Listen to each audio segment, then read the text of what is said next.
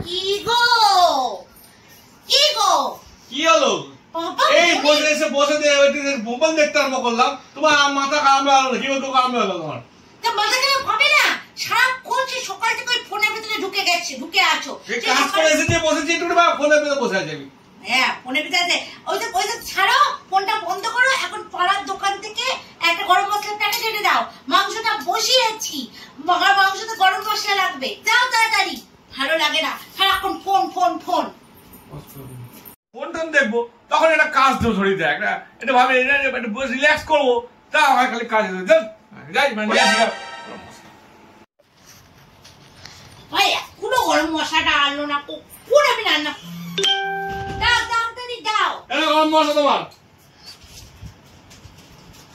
কেমন গরম মশলা?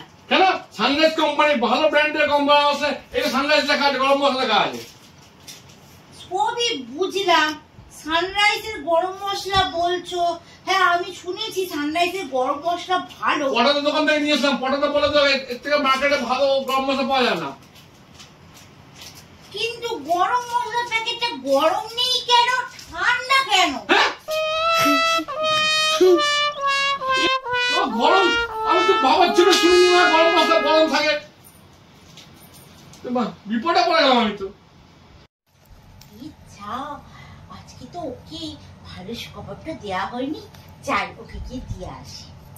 কি গো কালকে তো তোমার জন্মদিন, তার জন্য না আমি না ওই তোমার জন্য একটা সারপ্রাইজ গিফট অর্ডার করেছি। কিছু দরকার ছিল আমার? আরে ওই যে আইফোন প্রো ম্যাক্স 16টা অর্ডার করেছি তোমার জন্য। আমি অর্ডার করেছো? ও এইসব কি দরকার ছিল? আমি তো কদিন পরে নিজেই কিনে নিতে পারতাম। আরে ওটা ক্যাশ অন ডেলিভারি, কালকে আসবে, পয়সাটা না তোমাকে পে করতে হবে। পয়সা পে করতে হবে? হ্যাঁ গো, হালকা লেগে গেল তো।